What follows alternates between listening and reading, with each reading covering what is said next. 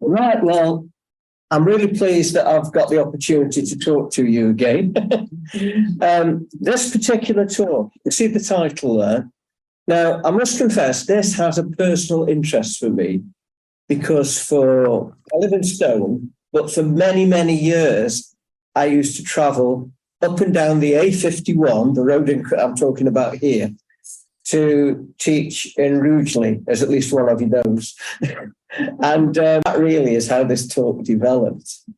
But what I want to do, I want to look at the period from about sort of 1750 onwards, because that really is when all the changes occurred. Before that time, people didn't travel about as much as they probably would have liked to. One of the great difficulties was the absolutely awful condition of the roads. Now, I've deliberately put this one on as the first picture. This is, I don't really call it a road, really. It's just quite wide. It's a track. It's one of the main tracks that goes across the Chase. And it goes more or less due north-south. That's why it's called South Street. And at one time, this was the main route, north-south in the Midlands. There was no motorway, no tarmac day roads. This was how you would travel. And this is a picture I took deliberately in summer. It had rained quite a bit before, but it did in the past. And the interesting thing is that when people were traveling around 1750, that kind of period, often they got bogged down because nothing had been done to improve the surface of the roads. And often you didn't know how deep the puddle was that you were stepping into. And there's a very famous nursery rhyme, which I bet all of you can remember, can't you? About a gentleman who did exist down in Bristol called Dr. Foster. Now, he had the misfortune, it's a true story. He had the misfortune to step in a puddle right up to his middle. And he actually drowned wasn't a puddle, it was more or less like a small lake on the road. And that could happen. Now, people travelled when they had to. If they owned a good horse, the quickest way of going was across country on your horse. If you couldn't do that and you got a good pair of walking boots, the next easiest way of travelling was walking. People did have coaches and things, but they didn't travel very quickly. And this is an example of one of the coaches which people used to use. Now, interesting for all sorts of reasons. Very heavy, too heavy really, but people at the time didn't have the technology to make lighter coaches. And the really interesting thing about it is springs, because people decided that with the roads, in summer, of course, when it was dry, where you got all the holes and things, the ruts, they developed into very, very hard ruts, and it could throw you all over the place. So they built coaches when they got to use them that had springs on. Now, these springs are quite interesting. They were made of very thick leather. Now, the problem was, of course, with the state of the roads, that when you were traveling, the springs didn't just go that way, like that. They went that way as well. And many of the passengers suffered the equivalent of seasickness. And we know that one person at the time who did travel around a bit, he was a famous writer already. He was called Jonathan Swift. And in particular, he travelled through Staffordshire mainly on what is now the A51, going up to Chester, because he lived in Dublin. And from time to time, he would go from London back home to Dublin. Now, on one very famous occasion, the roads were really dry, apparently. On one very famous occasion, he was travelling on what is now the A51, main road to Chester. And unfortunately, inside the coach that he was travelling in, he had some passengers who made quite an impression on him. As he says, there were two we now call them obese elderly ladies. And there was also a bullying captain who was traveling to board his ship. And there was a young boy who was screaming all the time and he was being violently sick. Now, as a result, later, Jonathan Swift wrote about this in his diary. He said, "Sweet company, next time I do protest, sir.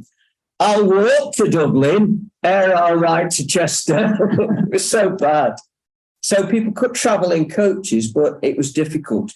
And nearly always, the quickest way of getting, say, from here to London was to travel to the nearest navigable river. The closest one was just sort of west of Burton-on-Trent, but you could go over in that direction towards the River Severn.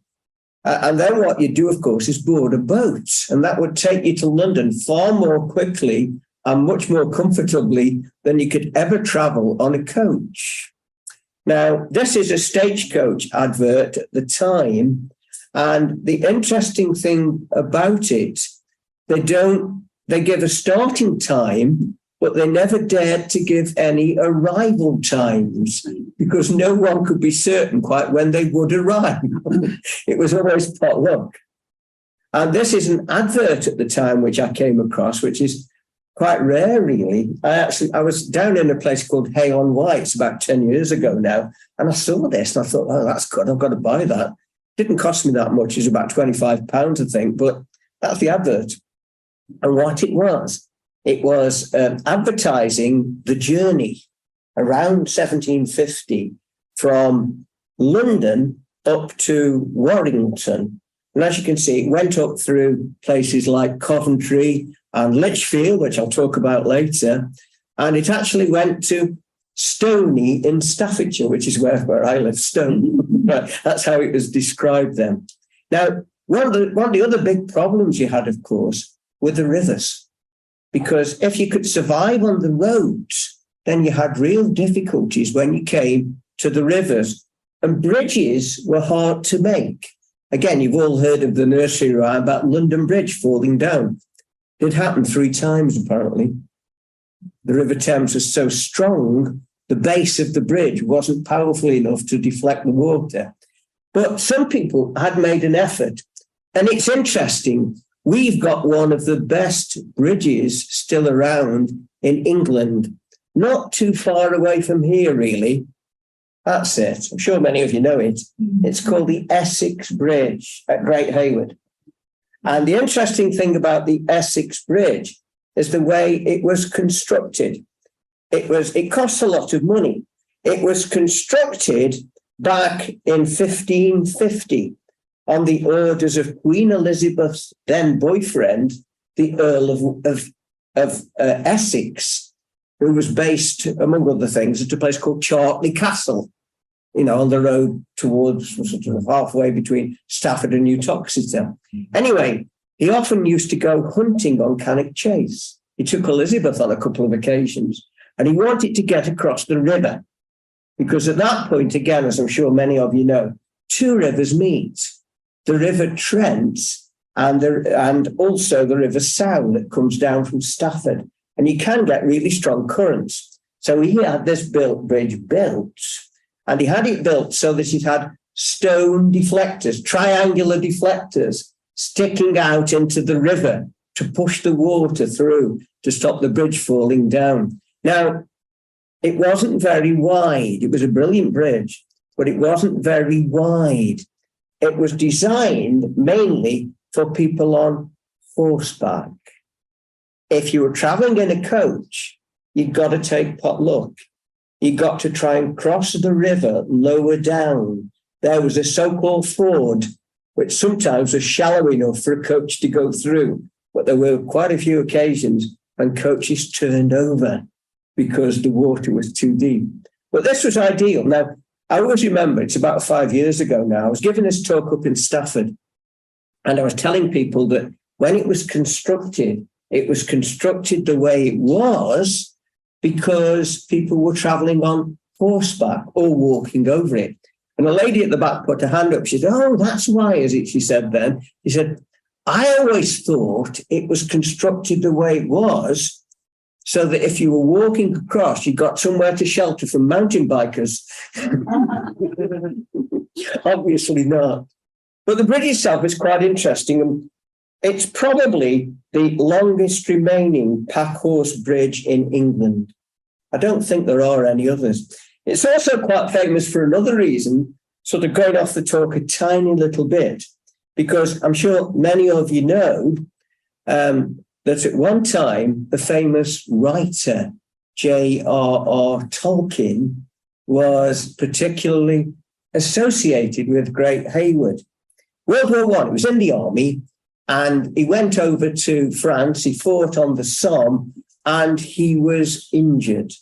And he came back. He was an officer in the Lancashire Regiment, and he was allowed to convalesce. Now, he'd done what many of the other officers had done. He was married, and officers were allowed to bring their wives to live not too far away. And his wife, Edith, was actually staying very, very close to the bridge. She was actually staying at the Catholic sort of seminary just down the road. And what happened? Tolkien used to walk. When he was convalescing, he used to walk from Brockton Camp, where he was based on the chase, and he used to walk to Great Hayward, and he used to go across this bridge all the time. And he was there for so long, he began writing there, and he wrote his first real novel at Great Hayward. It was called The Book of Lost Tales, and he wrote it there. And in it, he referred quite a few times to two things. First of all, he talked about the Bridge of Tavernabell. That was the name he gave to Great Hayward. And he also talked about the nearby building, which he called the House with 100 Chimneys. Now, we're pretty certain that that was Shugborough Hall. At the time, it only had 80 chimneys. It didn't have 100. But when he was walking past it, most of the time, it was winter, and all of the chimneys were smoking. So it was very noticeable. And so we referred to it in this, one of his very first novels. I know a friend of mine, Dave Robbie, he's just finished writing a book on this, which is going to be published in a month's time, giving all the connections between Tolkien and the Haywards. Anyway, that's a separate thing. I'm sorry, I've gone off the talk a bit. Things were bad. Things needed improving. What could be done? Well, eventually, someone came up with an idea. The idea was to sort of, if you like, allow people to use free enterprise, to use their own initiative, to sell off sections of roads which were in terrible condition. No one really knew how to improve them. Some people did try to improve roads, but usually it was the roads near to their own farms. They didn't make any attempt to improve the through roads. So roads were put up for sale, and they came to be known as toll roads. And the idea was a group of people, if they got enough money, had to be approved by Parliament, could take over a section of road, and having taken over the section of the road, they had to promise to try to improve it. And in return, they could put gates up, and they could charge people for the privilege of using that section of road. And this is an example, again, which I managed to find in a bookshop somewhere, of a toll ticket. The sort of thing many people couldn't read or write, but this was what they'd be given.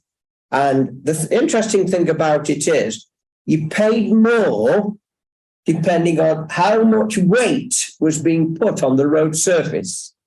So if you were traveling on foot, you'd pay less than if you were traveling in a coach, and you'd certainly pay much less than if you were taking cattle or sheep or other animals with a lot of feet who could do a lot of damage to the road. Now, one of the problems was, of course, once they took over sections of roads like this, often either side of the road, there were farmers' fields. And of course, many of the farmers needed to get from one field to another, and they objected to having to pay tolls to use a section of road to get to another field. And there are instances, certainly in the late 1700s, of quite a few farmers meeting accidentally on purpose the keepers, the toll keepers, the keepers of the road, and persuading them in no uncertain manner that if they stopped charging them the full rate to use the road, they wouldn't be responsible for their actions. And so often they were given all sorts of discounts and things. But what happened? Well, they were originally called toll roads. But then, as I'm sure many of you know, later on, these two things happened really. First of all, they got a new name. They came to be known as turnpike toll houses. Sure, many of you know this, don't you? Now, interesting how that word developed, because what happened, of course, when you took over a section of road and put the gate up, you would build a toll house for the toll keeper. And it always had lots of windows so you could see who was coming. So you made sure that the people who were coming stopped and paid the fee to use the road. Now, sometimes, of course, young gentlemen in particular who'd got good quality horses would test the system. And instead of stopping and paying, they would speed up their horse and try to jump over the gate so they could get through for free.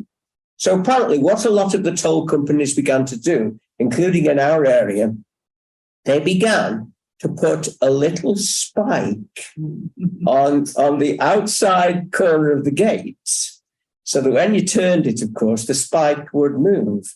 And of course, when the gate was shut, didn't matter how good the horse was, out of the corner of its eye, it would probably spy that little spike sticking up, and back off. That was the idea. And so people are pretty certain this is how it got its name. Originally, they were called turnspike toll houses. Later on, that was shortened to turnpike. Anyway, the problem was, of course, people were not very happy because they did make some attempt to improve the road surface. They would shovel on loose stones and things, but they would never do anything with the foundations. So what that meant was that over a period of time, especially when you got a lot of rain, as we've had recently, the stones would sink down into the mud and the road surface would be as bad as ever. So you needed people who could develop good roads. And this is where the famous road builders of the 18th century came into existence. And there were three of them, really, who were particularly important. This was the first one, Blind Jack Metcalfe. He came from Knaresborough in Yorkshire, and there's a big statue to him there today. Remarkable man, an amazing man. He constructed over 180 miles of roads eventually, but how he did that is quite amazing because he was blind from the age of 6. At that time, there were lots of diseases. There's one of them in particular called smallpox, and he caught that when he was 6, and it made him blind. Now, that could have been the end of his career completely. But fortunately, his father showed a bit of real initiative. His father, who owned a local tavern, his father decided he would teach him something. He would teach him how to play the fiddle, the violin, which he did. And apparently John Metcalfe became pretty good at doing this. And he used to play in a lot of the taverns round about and earn a bit of money. And again, that could have been the end of his career, but war broke out. War broke out in England and Scotland in particular. It was the famous Jacobite rebellion involving Bonnie Prince Charlie, which occurred in 1745 and 46. And Blind Jack Metcalfe, no one minded the fact he couldn't see anything. He joined the army. He joined it originally as a musician, but later on he got promotion and he was employed together with some other people moving guns over boggy ground up in Scotland. Now, very hard to do, but he managed, and the result was, in the end, the English army defeated Bonnie Prince Charlie's army. But that was interesting because we think that's how he developed his interest in roads. He realized that roads needed to be well drained and to have good foundations. And he was the first person. He went into partnership with 3 other people, all ex-soldiers, and they started making roads up in the north of England. And apparently what Blind Jock Metcalfe used to do in particular, he had a stick, his trusty stick, on the end of which there was a piece of metal. You can actually see this stick. They've got a museum up in Knaresborough dedicated to. You can actually see what they claim is the original stick. What he used to do, of course, he couldn't see, but his other senses weren't too bad. And what he did apparently, as he was walking round, when it wasn't too wet, he would tap the stick onto the ground and he could hear through the vibrations what the makeup of the ground was beneath. And in that way, he was able to find out where the best routes were to take a road. And that was his main sort of participation. But he was good. And eventually, Blind Jack and his fellow workers began to get employed by turnpike trusts, and they began to make pretty good roads. One of the roads in particular, it's the nearest one to here, really. Some of you might know it, a lot of you probably don't, but it's what is called the A34. And it goes from Staffordshire into Cheshire, goes to a place called Tork, which we'll mention later, over to a place called Congleton. And it's now the main road there. And it goes past a place called Morton Old Hall, which some of you might know, a Tudor building. Anyway, they reckon underneath the tarmac, you've got the original Metcalfe Road. And they reckon it's still probably pretty good. Interesting character. He built 180 miles of road. Now, he almost certainly influenced this character, Thomas Telford. And Thomas Telford, he was known as the Colossus of Roads. Put on the famous phrase, of course, because he was brilliant at making roads. He also made lots of canals and he made lots of bridges. But he got a job. He was employed as county surveyor of roadworks in Shropshire. Now, as a result, he did a lot of work in Shropshire, but he also got involved in a lot of work over the border into Staffordshire. And in particular, he took an interest in what was then one of the main roads called Watling Street, an old Roman road that came up from London. It's now the A5. And he actually got a contract from the government to improve the A5 and then take it hadn't been taken that far before, take it into Wales, take it towards the coast in Wales. And the modern A5 going up from London and travelling very close to here, of course, no tarmac, but the modern A5 was developed through Telford. Now, the problem was he was a perfectionist. It was often said of Telford, he would not spend 1 guinea if 7 guineas would do. And he did. He insisted that the road should be made to last.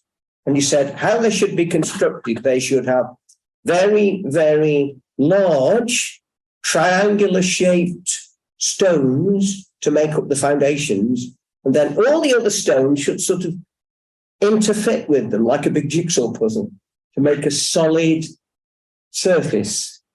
And the road should have a camber, a slope, so that when it rained, floodwater could drain off and go into ditches either side. Now, brilliant ideas, but cost a lot of money. The government, of course, put up most of the money for the A5. Turnpike trusts also employed him, but they knew it was going to cost them. Now, they're waiting for someone to come up with a cheaper version of good roads. And the man who did so was another Scotsman, like Telford, a man called John McAdam. Now, he'd been born in Scotland, but he'd gone over with his father to New York. He made a fortune with his father in New York, running various businesses. He'd come back to Britain, and when he came back to Britain, he went to Scotland, near to where he'd been born, and using all his money, eventually became Deputy Lieutenant of Ayrshire. And he was given the responsibility of improving roads. So what he did apparently, he looked what everyone else had done, but what he did apparently on his massive estate in Ayrshire, he began to experiment and he began to build lots and lots of different roads. And he realized that you didn't need to go to all the trouble that Telford had gone to.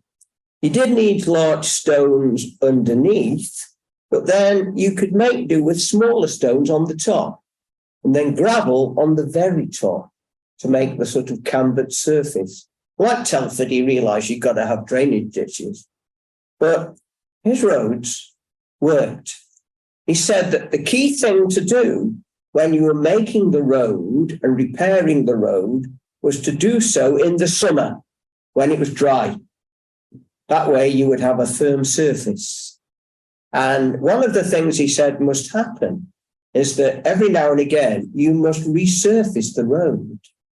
You must put small stones on the top and let the wheels of vehicles press them down and make them into a hard surface. Now, the interesting thing about him is that he did this, and the turnpike companies were really pleased to use him because his road charges, £88 a mile, were 6 times less than those of Telford, and the roads were as good. And everyone, not just in Britain, all over Europe and later on in America, began to make roads using his design. He made a fortune in royalties. Now, eventually, of course, motor vehicles with rubber tires were developed. So people decided, well, we'll carry on using the macadamized method. What we'll do, though, instead of having just the small stones on the top, we'll put asphalt, tar on the top. And that is how you get the word tarmac, tar macadamized, right? And so modern roads are made using that method. It was a brilliant idea. And it's interesting, when they carry out repairs on roads today, on estates and things, they usually do it in the summer. You get a council lorry coming round and someone with a shovel on the back, shoveling loose stones on the road, and then hoping that all the vehicles press the stones down and make the road firm again. Of course, many of the stones get carried into houses and can ruin loads of carpets. But it is a good method.